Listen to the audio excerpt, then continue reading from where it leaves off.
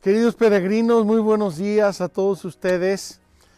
Dejamos Egipto y llegamos a Israel, como les habíamos anunciado. Y aquí estamos nuevamente en el Timna Park.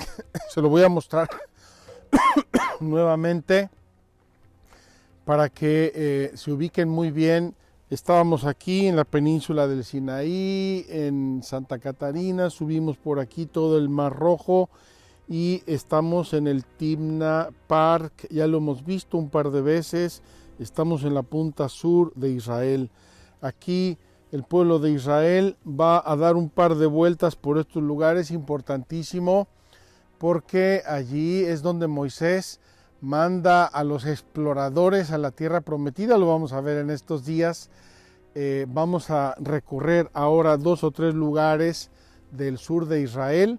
Espero que les guste mucho, que nos ilumine y vamos siguiendo nuestro recorrido con el Éxodo.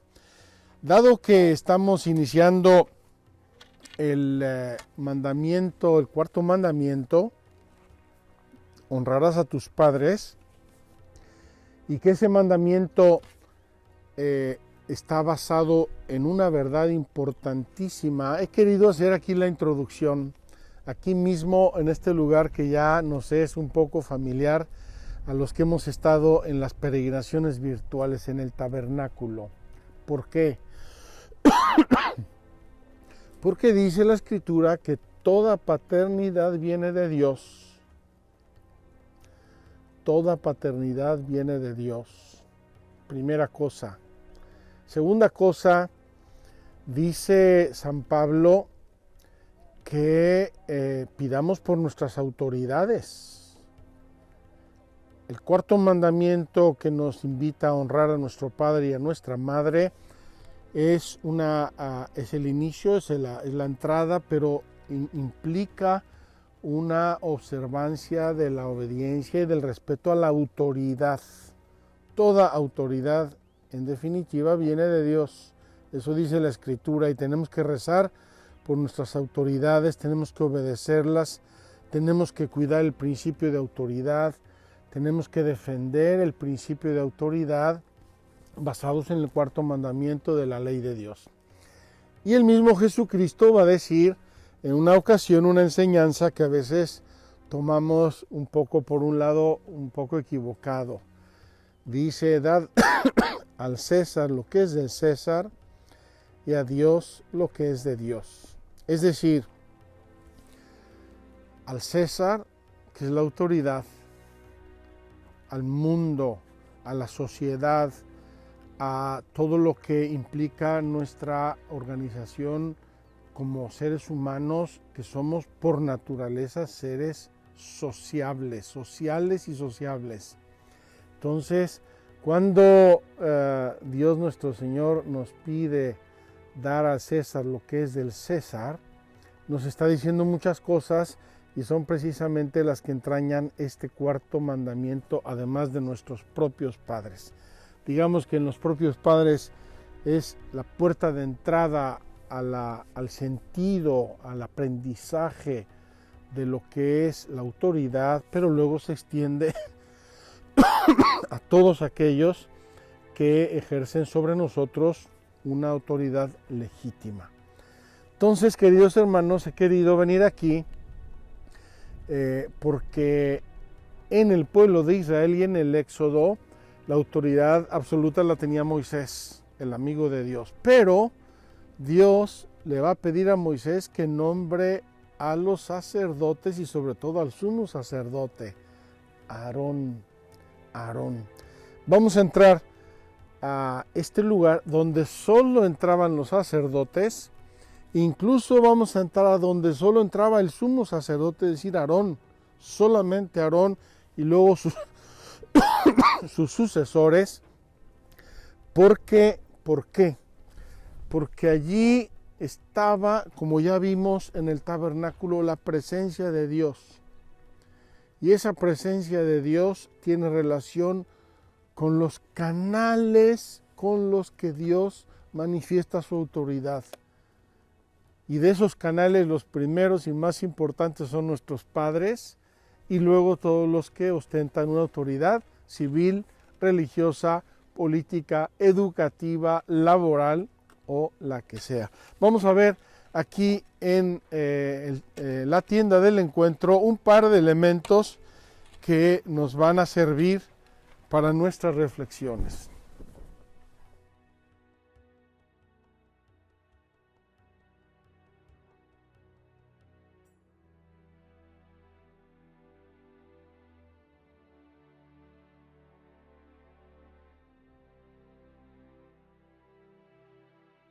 Fíjense qué interesante. Tenemos aquí la mesa de los panes de la proposición que expresa cómo Dios atiende a su pueblo y le procura los bienes. Tenemos aquí la menorá de oro, oro macizo, oro puro, una sola pieza de oro que dentro del tabernáculo era la única luz que había aquí e iluminaba todo esto y reflejaba sobre las paredes de oro. Y esta luz, luego va a decir Jesús, yo soy la luz del mundo, yo soy la verdadera luz, la que no se apaga. Esta se podía apagar. Pero en este contexto de la presencia de Dios y del gobierno de Dios del mundo entero, tenemos aquí el sumo sacerdote. Fíjense qué interesante, el sumo sacerdote tenía dos símbolos importantes de que él no ostentaba una autoridad despótica, como a veces podemos pensar de quien ostenta la autoridad. Hasta el término autoridad a veces ya nos implica miedo. Autoridad es paternidad, autoridad es responsabilidad, autoridad es amor, autoridad es conexión con Dios. El sumo sacerdote, con sus vestidos, según como Dios nuestro Señor había mandado, expresamente hasta el último detalle, llevaba aquí estas hombreras con los nombres de los hijos de Jacob. Los nombres de los hijos de Jacob. Y este pectoral tiene los nombres de las tribus, de las 12 tribus de Israel. Es decir, el sumo sacerdote lleva sobre sus hombros, sobre su responsabilidad, la relación del pueblo para con Dios. La relación del pueblo con Dios y de Dios para el pueblo. Y por eso los sacrificios que ofrecía el sumo sacerdote, sacrificios afuera en el altar, luego se purificaba, entraba, aquí ofrecía un sacrificio de incienso. Quiero decir, además, esto es un comercial. En Magdala encontramos una pala como estas de bronce preciosa, que eran las que se usaban en el templo para poner el incienso sobre estos carbones. Y este incienso en este altar, antes de entrar al Santo de los Santos, señala, simboliza la oración del pueblo que se eleva. Y el sacerdote lo hacía 2 veces al día. En la mañana, para abrir el día, para comenzar la vida, para comenzar las actividades, para ofrecerle a Dios todo, y en la noche para agradecerle a Dios y para cerrar el día. Se acordarán, Zacarías, padre de Juan Bautista, estaba en el templo y estaba ofreciendo el incienso del templo cuando se le aparece el ángel y le dice: tu esposa va a concebir un hijo y va a ser el precursor, Juan Bautista. Vamos dentro, porque aquí hay un símbolo más maravilloso de este poder, de esta potestad sacerdotal, pero en general del poder que Dios nuestro Señor da a quien le encarga una autoridad. Estamos en el Santo de los Santos, ya lo hemos visto en otras ocasiones, y aquí está el Arca de la Alianza. El Arca de la Alianza tenía dentro 3 elementos y los vamos a ver brevemente. Tenía las tablas de la ley, es decir, la alianza, tenía un poco de maná y tenía también el báculo de Aarón. ¿Por qué tenía el báculo de Aarón? Moisés hizo lo siguiente: de cada uno de las tribus de Israel tomó una vara y las puso todas juntas. Dice, vamos a ver quién elige Dios como sumo sacerdote. Y entonces la vara de Aarón floreció. Es la única que floreció. Eso ha sido interpretado como la resurrección de Cristo, sumo y eterno sacerdote, sacerdote eterno. Ahí está la autoridad que Dios nuestro Señor manifestó a través del florecimiento de esa vara y que comenzó con Aarón, siguió en el pueblo antiguo de Israel, pasó a través de Cristo, único, eterno, verdadero sacerdote que, dice la carta a los Hebreos, no entró en un templo hecho por manos humanas, sino entró en el cielo a ofrecer el sacrificio definitivo. Vamos con esta introducción al principio de autoridad y al don de la autoridad que Dios regala a los seres humanos. Vamos a tener nuestra catequesis sobre el cuarto mandamiento. Libérame en mi viaje, en mi camino, abre el mar, que mi pan por el desierto sea el maná, que es tu cuerpo. Y si te tengo nada más, me faltará.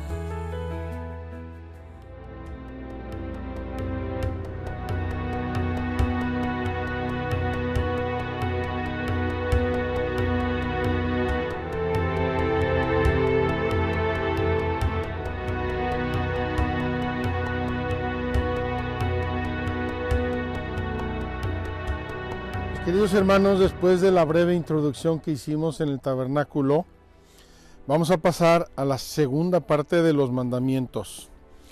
Cuando le preguntaron a Jesús cuál es el mandamiento más importante, él respondió: amarás al Señor tu Dios con todo tu corazón, con toda tu alma, con todas tus fuerzas, y a tu prójimo como a ti mismo. Entonces, los tres primeros mandamientos, las tres primeras palabras de Dios, se refieren a Dios, al honor y al amor de Dios que le debemos y sin el cual nosotros estamos perdidos como criaturas. Si nos olvidamos de Dios, verdaderamente nos ocurre una tragedia. Perdemos el norte, perdemos la brújula.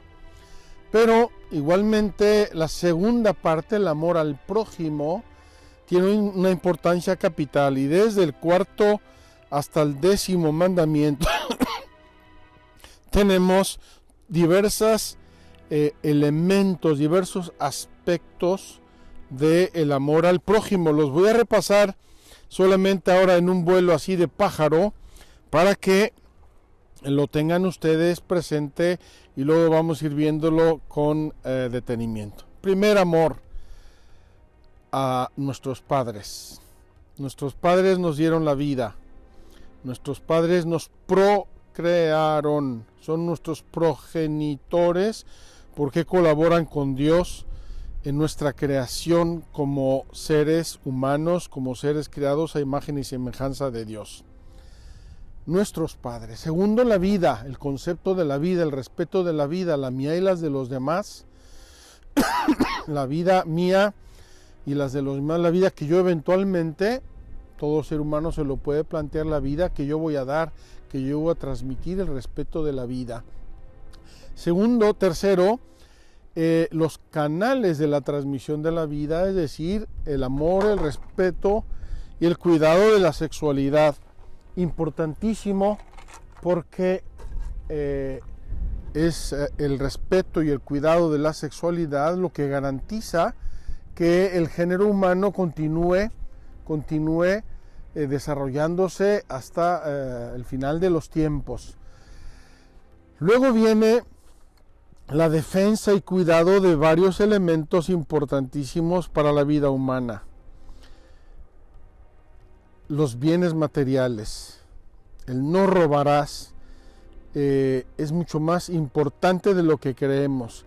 Es decir, cada quien tiene sus propios bienes, bienes de subsistencia, bienes de trabajo, bienes de producción, etcétera, etcétera. Entonces, el cuidado de los bienes. Ninguno de nosotros llega al mundo volando y se va volando. Llegamos a través de padres, tenemos una casa, tenemos medios, tenemos alimentos, tenemos trabajo, necesitamos estudiar, necesitamos muchas cosas para nuestra vida, y hay un mandamiento que regula todo el tema de los bienes materiales. Luego hay otro mandamiento, no mentirás, que regula la verdad, el amor, el respeto, el cuidado de la verdad. Es tan importante porque nosotros, seres humanos, todo lo que hacemos en relación con los demás, todo tiene un elemento de comunicación, sea gestos, sean palabras, sean signos de cualquier índole. La verdad, expresamos la verdad, nos comunicamos con la verdad. Y el no mentirás nos invita a defender, a cuidar, a promover la verdad. ¿Qué pasa cuando faltamos a la verdad? Engañamos, mentimos, y entonces comienzan los problemas entre las personas. O mandamiento anterior, no respetamos sus bienes materiales, o no respetamos la relación, la comunicación que hay entre las personas. Y los últimos dos mandamientos nos invitan a cuidar lo mismo, bienes materiales y relaciones personales, pero en nuestro interior. ¿Por qué? Porque es de nuestro interior de donde salen las acciones, las palabras, los gestos, las decisiones, y no podemos descuidar nuestro interior, porque antes o después sale todo eso al exterior. Dice bien Jesucristo: de la abundancia del corazón habla la boca, hablan los hechos, hablan las decisiones, etcétera, etcétera. Entonces, 3 primeros mandamientos: la presencia de Dios, el honor de Dios, el respeto de Dios, el respeto de las cosas sagradas, tiempos, lugares, objetos, personas sagradas. Y de ahí pasamos al amor al prójimo, y como vimos, empieza con nuestros padres, la vida, la transmisión de la vida, los bienes materiales, la calidad de las relaciones y todo lo que eso se inicia desde nuestro interior. Pues bien, queridos hermanos, hoy comenzamos el 4º mandamiento, que es un mandamiento precioso, importantísimo. Vamos a ver hasta dónde logramos llegar el día de hoy, porque ya tenemos 2 introducciones, pero me parece un mandamiento precioso y muy, muy importante. Ya lo mencioné antes, el 4º mandamiento es mucho más que el amor, la obediencia y el respeto a los padres. Es el principio de autoridad. Es tan importante el principio de autoridad porque si no hay autoridad en el mundo, si no hay autoridad en la sociedad, si no hay autoridad en las instituciones, si no hay autoridad en las familias, es un caos. Entonces, Dios nuestro Señor nos enseña la autoridad, y nos la comienza a enseñar desde el día que nacemos a través de nuestros padres. Es precioso ver a un niño pequeño, 4 o 5 añitos, cuando ya empieza a ser autónomo, juega, corretea, se esconde de sus amigos, de sus hermanos, lo que sea, pero cuando necesita hacer algo va corriendo con el papá, con la mamá. Mamá, ¿puedo hacer esto? Mamá, ¿me das permiso de? Mamá, ¿está bien si voy, si hago, si como, si bebo?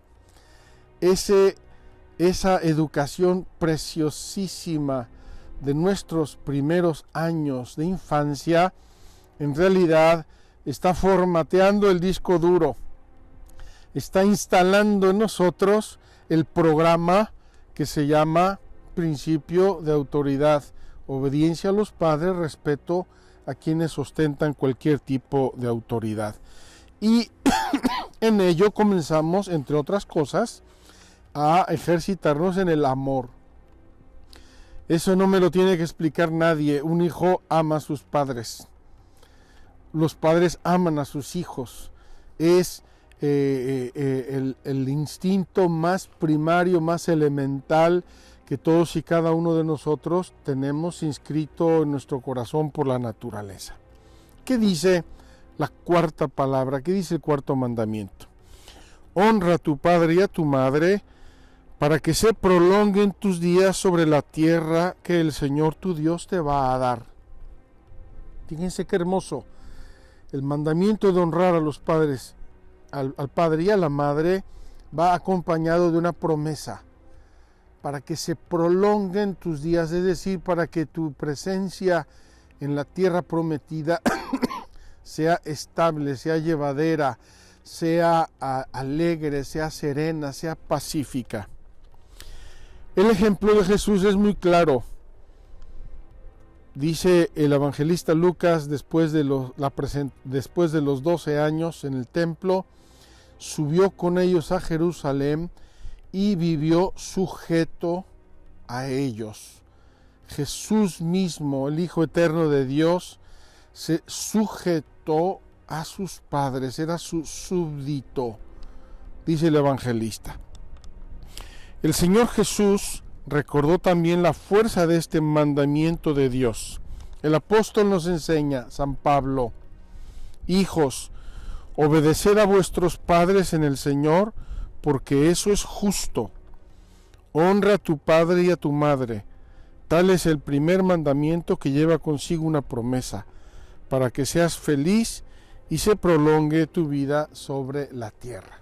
Por lo tanto, queridos hermanos, la palabra de Dios, los mandamientos, la Biblia es unánime y conforme en este tema de la obediencia y del respeto a nuestros padres.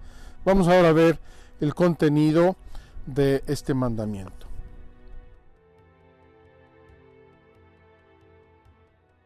Mis queridos peregrinos, perdonen la interrupción, pero me estaba yo muriendo de frío, como pueden ver.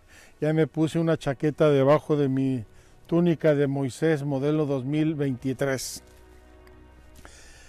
Dice el Catecismo en el número 1297, el cuarto mandamiento encabeza la segunda tabla. La primera es la de Dios, la segunda es la de los seres humanos. Indica el orden de la caridad. Dios quiso que después de él honrásemos a nuestros padres, a los que debemos la vida y que nos han transmitido el conocimiento de Dios. Estamos obligados a honrar y respetar a todos los que Dios, para nuestro bien, ha investido en su autoridad. Este precepto se expresa en forma positiva. Es interesante que mucha gente le llama la atención y pregunta. Los 5 últimos mandamientos, 6, se expresan en forma negativa. No matarás, no cometerás adulterio, no. ¿Por qué? Porque la forma negativa, hablando desde un punto de vista lógico, es universal. Es decir, no acepta excepciones.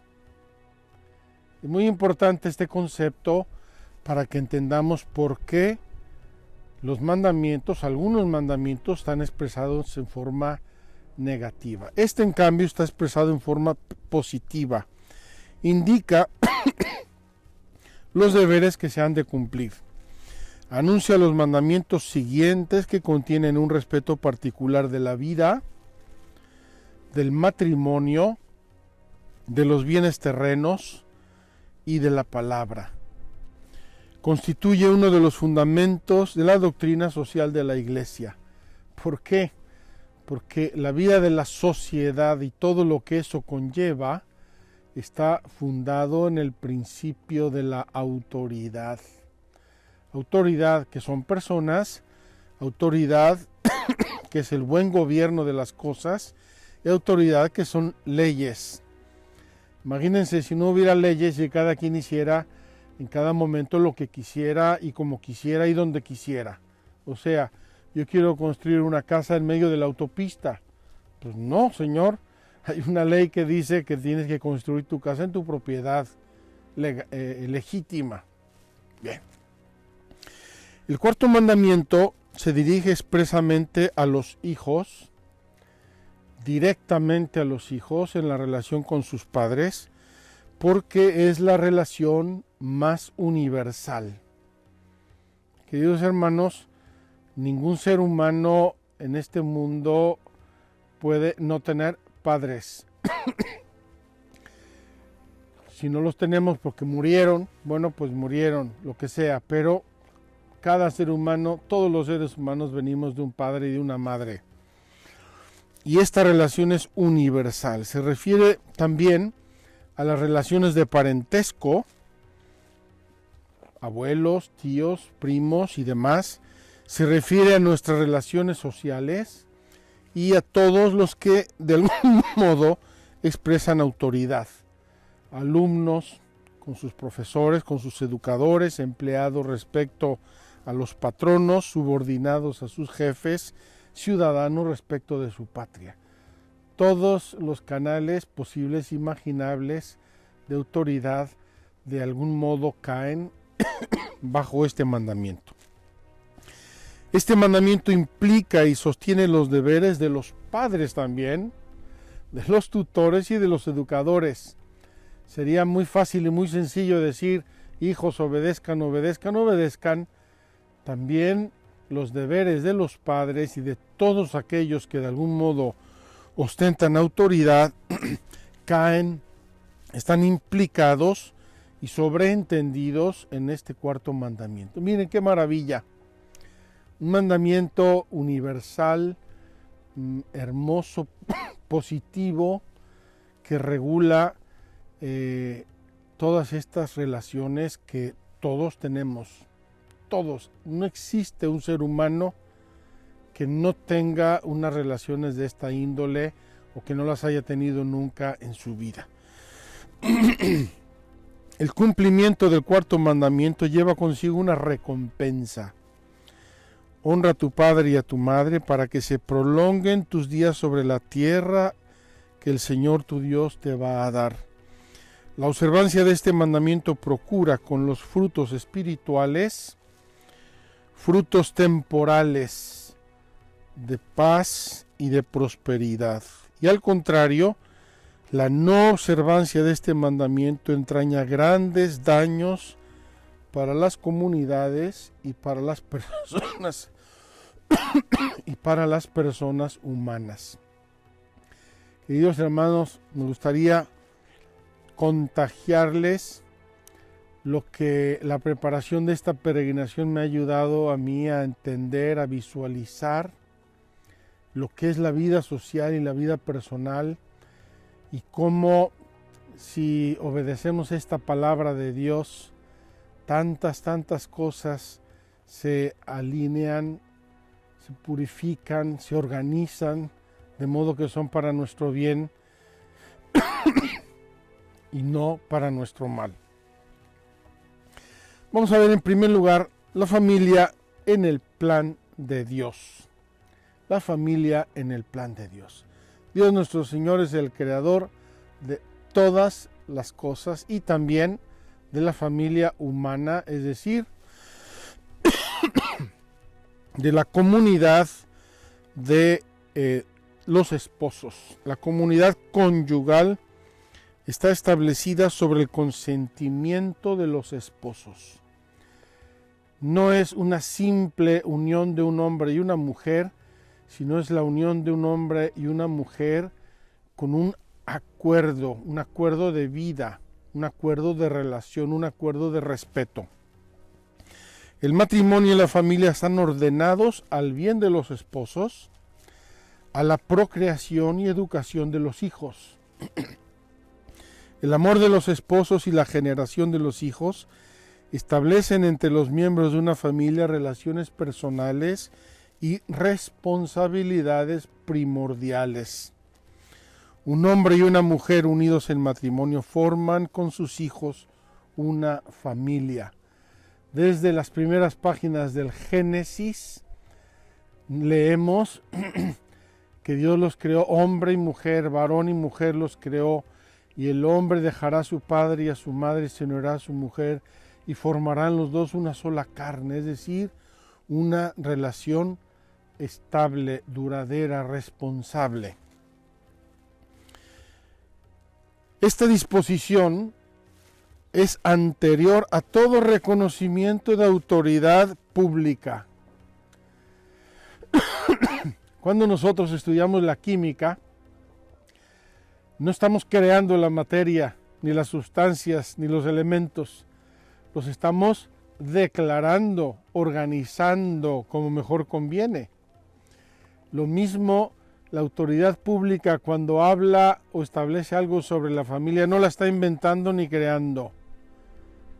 Este es un derecho y una realidad fundamental creada por Dios, querida por Dios, y que los estados y las autoridades tienen que reconocer y organizar y procurar su bien.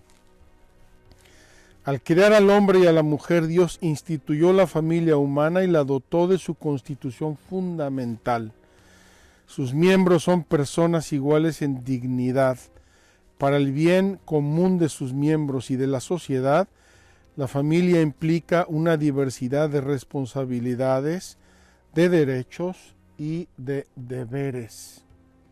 Qué hermoso que esta comunidad básica, esencial, que llamamos la familia, es por así decirlo como en pequeño un laboratorio de todos los elementos de desarrollo de la persona, de la historia y de la sociedad. Todo está de algún modo contenido en las relaciones familiares. Eso es en un plano puramente natural. Así lo enseña la revelación, pero en plano natural es así. A este plano natural se añade el sentido cristiano de la familia. Y aquí la familia constituye una revelación y una actuación específicas de la comunidad y de la comunión eclesial.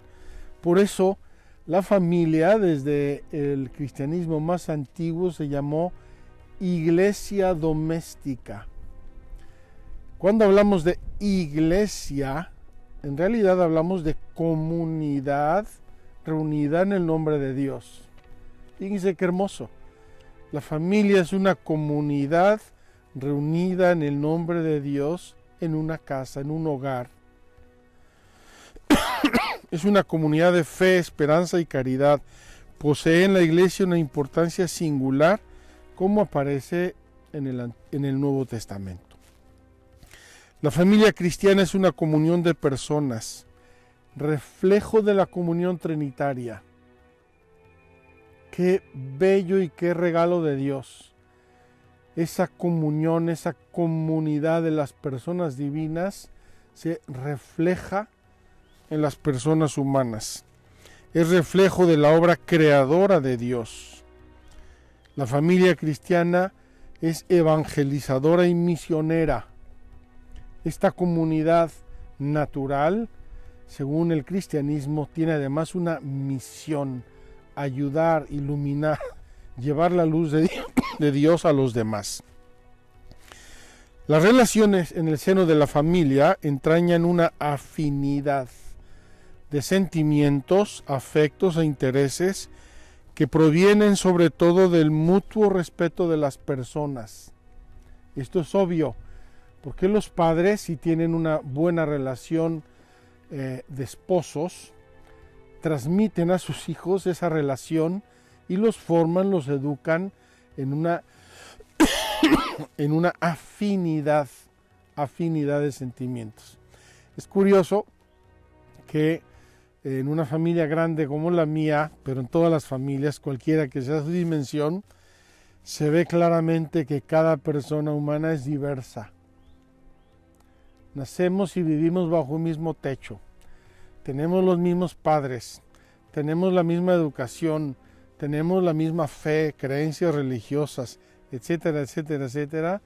Y sin embargo, cada uno de nosotros es completamente único.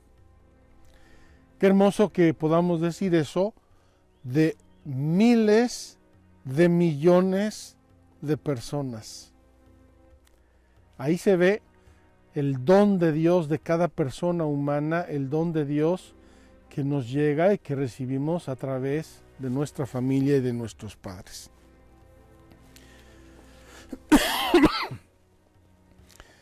La familia y la sociedad nos enseña el catecismo. La familia es la célula original de la vida social. No podemos hablar de una sociedad sin hablar de una familia, como no podemos hablar de un cuerpo humano sin hablar de células.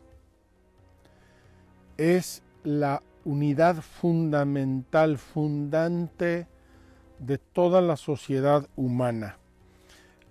Es la sociedad natural en que el hombre y la mujer son llamados al don de sí en el amor y al don de la vida. La autoridad, la estabilidad y la vida de relación en el seno de la familia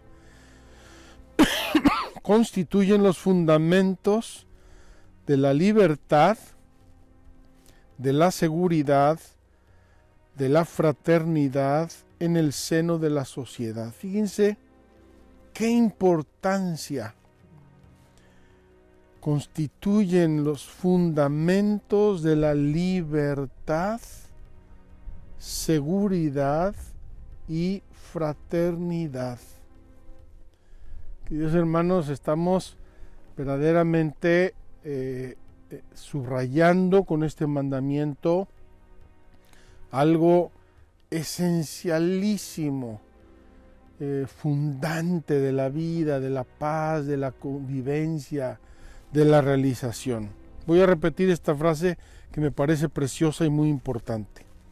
La autoridad, la estabilidad y la vida de relación en el seno de la familia constituyen los fundamentos de la libertad, de la seguridad y de la fraternidad en el seno de la sociedad.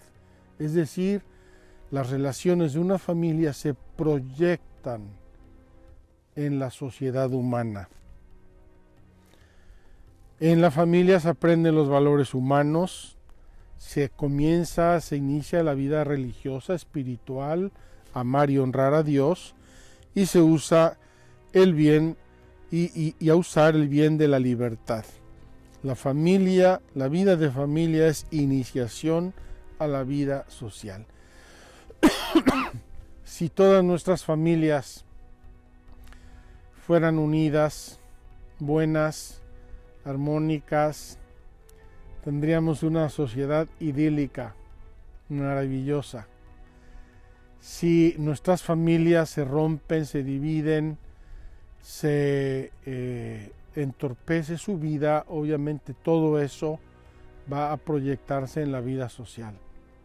Me acuerdo cuando era yo pequeño, iba a la escuela, a veces algún estudiante se portaba mal, hacía una grosería, una desobediencia, y las maestras de aquel tiempo, y no estoy hablando de la Edad Media, sino de mi escuela, nos decían: oye, ¿quién te enseñó eso?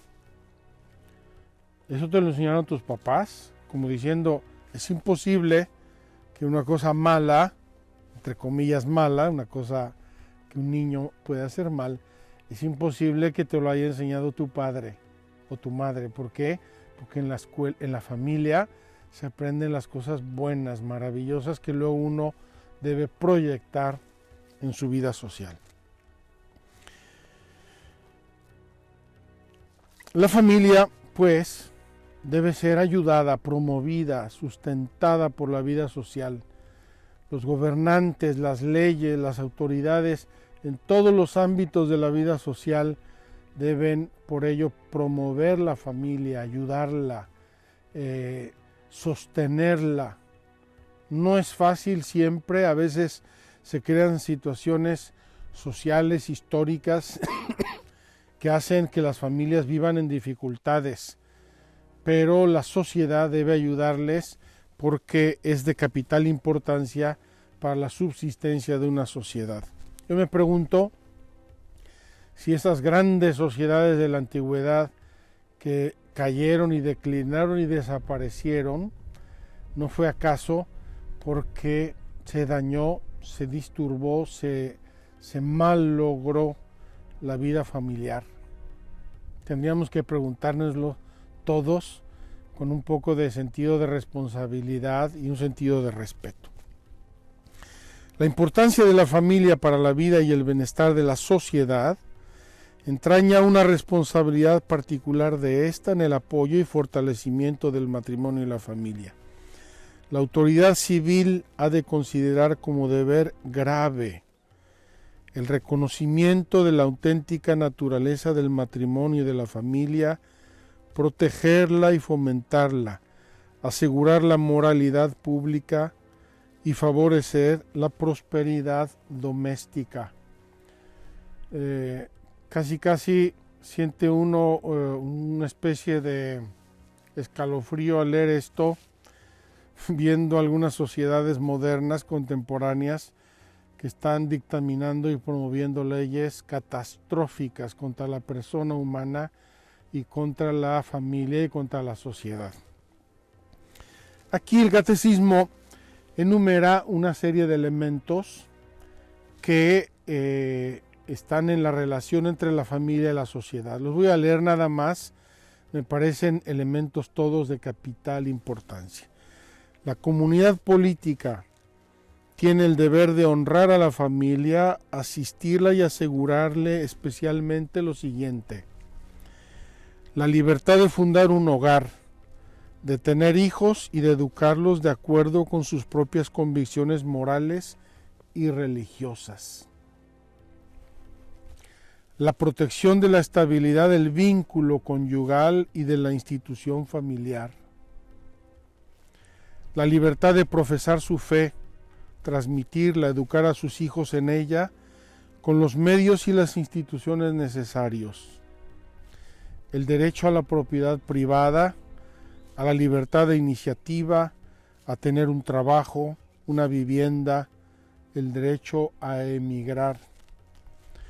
Conforme a las instituciones del país, el derecho a la atención médica, a la asistencia de las personas de edad, a los subsidios familiares, la protección de la seguridad y la higiene, especialmente por lo que se refiere a peligros como la droga, la pornografía, el alcoholismo, etc. La libertad para formar asociaciones con otras familias y de estar así representadas ante las autoridades civiles. Como vemos, todos los elementos que constituyen, hacen que una familia pueda subsistir en paz, en desarrollo, en el bien necesario. El cuarto mandamiento ilumina las demás relaciones de la sociedad. En nuestros hermanos y hermanas vemos a los hijos de nuestros padres. En nuestros primos, los descendientes de nuestros antepasados. En nuestros conciudadanos, los hijos de nuestra patria. En los bautizados, los miembros de nuestra iglesia. En toda persona humana, un hijo o una hija del que quiere ser llamado Padre nuestro. Así, nuestras relaciones con el prójimo se deben reconocer como pertenecientes al orden personal. El prójimo no es un número, no es un individuo de una colectividad, es alguien que por sus orígenes, siempre próximos por una u otra razón, merece una atención y un respeto singular. El prójimo es una persona humana. Me encanta pensar en esto, en este contexto, porque el concepto persona humana, con sus derechos y deberes, es un concepto forjado por el cristianismo. En el Imperio Romano, las personas humanas valían si tenían dinero y poder.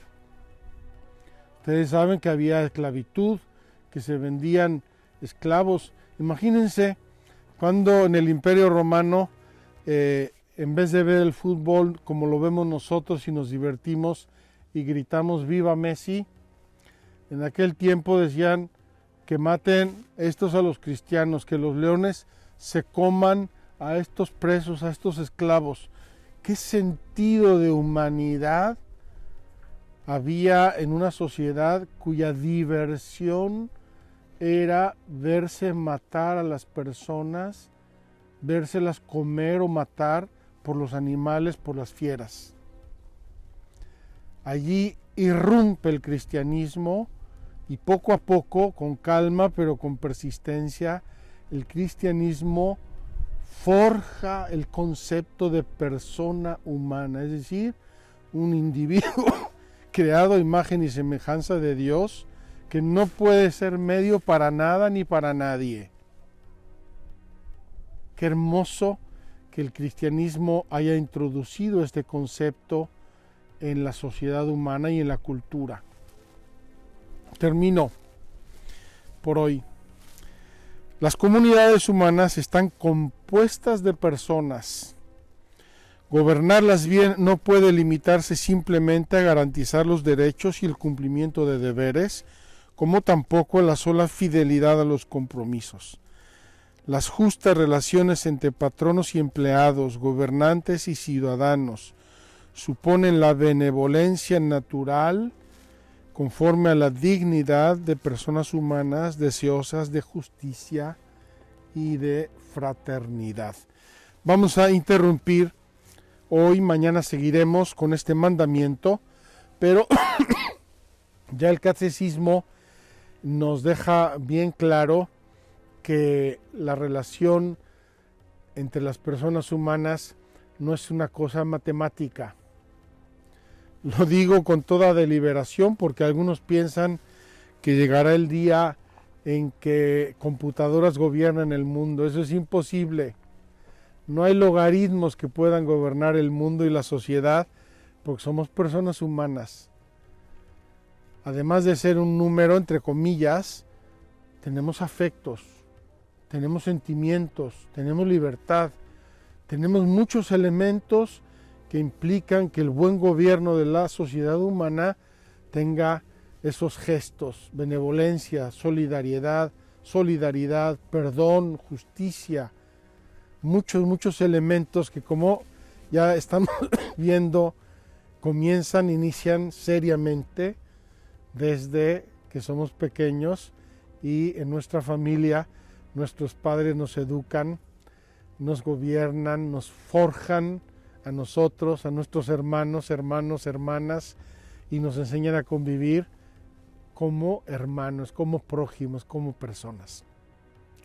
Mañana seguiremos, queridos hermanos, con nuestro cuarto mandamiento, importantísimo, y después, obviamente, seguiremos con el quinto. No nos dejen, nos vemos mañana, seguimos en el sur de Israel, en el desierto que nos lleva a Cades Barnea, un lugar importantísimo del Éxodo.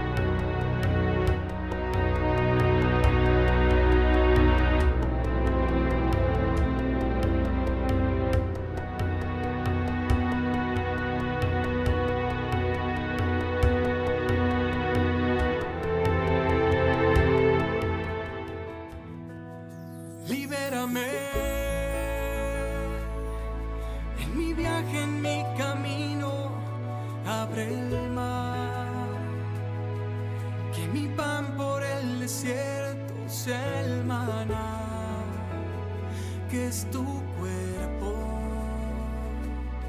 Y si te tengo nada más me faltará. Libérame y que encuentre siempre en ti mi vocación. Mandamientos que nos dan la salvación, que rompen cadenas de este plan que tú escribiste, que conduce a tu presencia.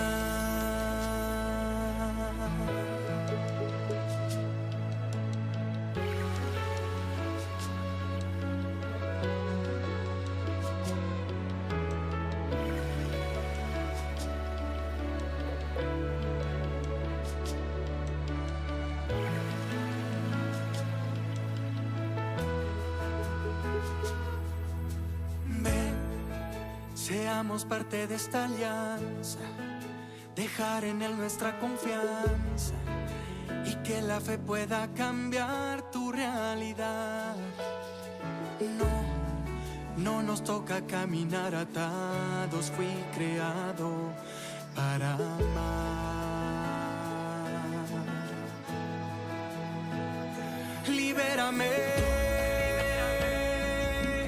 en mi viaje, en mi camino, abre el mar, que mi pan por el desierto sea el maná, que es tu cuerpo.